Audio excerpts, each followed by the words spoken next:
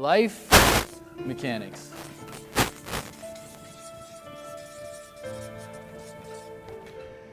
The reason we talk about life mechanics is for two reasons. We want you to learn the mechanics of life.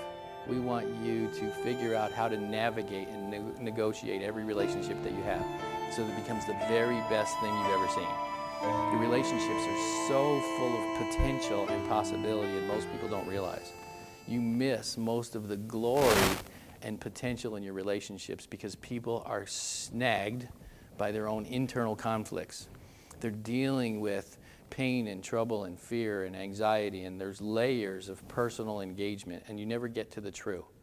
You know, as you're talking to another person, they're dealing with fear, they're dealing with anxiety, they're dealing with concern, and when you're speaking to them, that's all you ever get to see or hear. And in the same way on your side, you're dealing with your own anxieties and your fears and your concerns, and so you two never become real. And you wonder why most of your relationships are partial or dysfunctional. It's because we never get honest. We never find this place called honest communication. And so, even though I'm going to be talking about a lot of stuff that's not directly related to how to make a sale in your network marketing business, they're directly related because it's about relationships. When you figure it out that it's about relationships, then you'll never have to worry about making money ever again. So, who has not seen the video IQ, EQ, and SQ? You haven't seen that? Everybody did their homework. That's good. So for those of you watching who haven't seen it, you should see that first because I'm not going to do that over again. But the processes in your life that we're going to be talking about is IQ, EQ, and SQ. Everybody understands your intelligent quotient. A lot of the stuff we're going to talk about in day 1 and day 2 is your IQ. But it's not going to be your primary because information's easy. This part is the easiest of the three. To increase your intelligence quotient, to give you more information, to teach you the practical stuff, what your left hand does, what your right hand does, how to make telephone calls, how many calls you make, how many Facebook pages should you do, all that stuff, intelligence, all that informational stuff. Good to know, but it's not the most important. Then we move over to the EQ. And that's where a lot of our conversation with life hacks and conversations is how to engage people on a more real level so that they can hear you and you can hear them, so that you can have relationships that will be fruitful. And we're not talking just about money. You know, relationships, when you're bound together with other human beings, it gives you the benefit of financial gain. Relationships are powerful. But you want the relationship for the relationship's sake and have other things besides finances. So EQ is very important. You can be one of the smartest people in the world and be so dysfunctional in EQ that it does you no good. Most of the people who have an IQ in the genius realm, you know, the 160s, 170s, 180s, are so emotionally dysfunctional that they don't have any friends. They're just, you know, they sit around with their computer all day long, and they wonder why they sit in a corner during a party. You know, they don't have anybody coming over.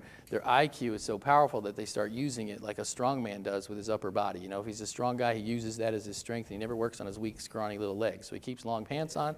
You know, he's at the gym, he's always wearing long pants, but he's got this huge monster gorilla upper chest. He's got these scrawny little legs. Most people with a high IQ, they work on their IQ. They sit around and play chess all day. But they don't balance. This was me as a kid. I was diagnosed with an IQ of 182 when I was 12 years old, and I didn't work on that. And it didn't do me any good. It didn't matter that I was the smartest kid I ever met or the smartest kid they ever met. It didn't matter because I couldn't get a job. I couldn't keep a job. I didn't have any friends. I was dysfunctional. And I didn't know why. I was like, hey, I'm the smartest kid in the room. Why am I having so much trouble? And it wasn't until I started to learn some of the EQ side of things, like getting married will do that for you. Your wife will point out your failings in a wonderful and passionate way. You start realizing that you're dysfunctional on the EQ side. I realized there was a whole new world for me. It wasn't about information and fixing things.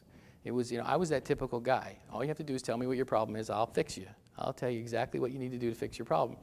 But I wasn't able to fix anybody. It was a painful thing. So EQ is very important. How to relate with other people. What is it that's causing you not to be able to relate? Why is it that some people are really good at it and other people aren't? We're going to talk about your personality test.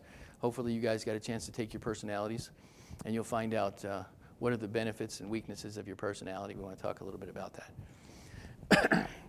So EQ, I'm going to do an EQ story for you. There's, we did it in our last event. We talked about the tire is the key. That this story goes, most of you women are going to get this story easier than the guys. The story goes, a woman was sitting on the side of the road, and she had her car was disabled. And you could see she was stressed because she's screaming at the top of her lungs, kicking her tire, and she's mad. And so some young guy comes up, and he's going to fix the problem. And he says, let me fix your problem. And she's screaming, I hate these tires. I just bought these tires from Costco. I hate Costco. I hate these tires. These tires are just terrible. My car won't start. He goes, well, it's probably not your tires. If your car won't start, it's not your tires. She goes, no, I just bought these tires. It has to be the tires. And she's kicking and screaming. And he's trying to explain to her, no, it's not the tires. And now she's getting mad at him. Now she's taking her venting, screaming at the guy. I don't know what's wrong with you. I just bought these tires. I know it's the tires. And they're screaming and yelling back and forth over the tire. Old guy pulls up, sees the problem, and he walks over. He puts his hand on the young guy's back. He says, you mind if I do this for you? He says, no, I'm helpless. I can't do a thing. And so he walks over next to the lady, puts his hand on her shoulder, and starts kicking the tire with her. And he's like, I hate these tires. Don't you hate Costco? And she's like, I do hate Costco. And he starts screaming and yelling and kicking at the tire. And she stops kicking. And she backs up because he's doing a great job. It's like, he's doing a better job than I am. And so she backs up. And then once she calms down, he turns and looks at her and says, you mind if I help? She goes, no, whatever you want to do. He goes, I think I can get you up and running. She goes, great. He goes, let me try something. She says, fine. He goes over and he sees that she's out of gas. He goes, I got the problem. I got you. And she says, okay. He walks over, gets a tank of gas from his trunk and puts the gas in there and starts it up, and she drives off. And the young guy goes, I don't know how you did it. You don't get to the problem unless you deal with the tire.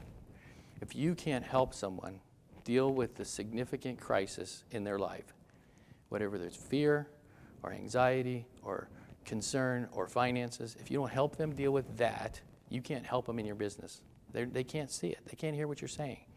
They're so consumed with their idea. Right or wrong, it doesn't matter whether they're right or wrong. Stop trying to be right. My company's better than your company. You're in a Ponzi scheme. You should come join me. All those stories, all you're going to be dealing with is conflict. All you're going to be dealing with is this. You can't win people on this level. You can't do it. It's good to know everything you possibly can about your product and about the processes and how to sell and what works and what doesn't, and how many ad clicks and blah, blah, blah. All the stories. You should know your business. It's good to know that stuff. But that's not how you win people. You win people over here. And so when you master human engagement, when you become the IQ of EQ, when you become someone who has a 182 in emotional quotient, people love you. And so we're going to be talking about some of those hacks. We did 107 hacks last time we were together, but I breezed through them so fast we didn't get a chance to really get in depth. So during this session, we're going to do some advanced life hacks. And the reason that we're doing this, the reason that we're doing is we want to bring you, once you get here, we want to bring you here, which is this is Sunday morning. SQ is here's how. This is what, how, and why. SQ. That when we get through your spiritual quotient, how are you connected to the universe? How are you connected to other human beings on a universal plane? Why do we do the things that we do? What are the frequencies that we can tap into on the spiritual side that will cause us to be abundantly successful? And here, you've ever heard of the word synergy, where you have two people, two companies or two people working together, and that the energy of this company or person, the energy of this company and person working together causes causes more momentum and energy. Well, it's the same way. When these things line up, when you get your SQ and your EQ and your IQ lined up, you can do anything you want. You are Superman.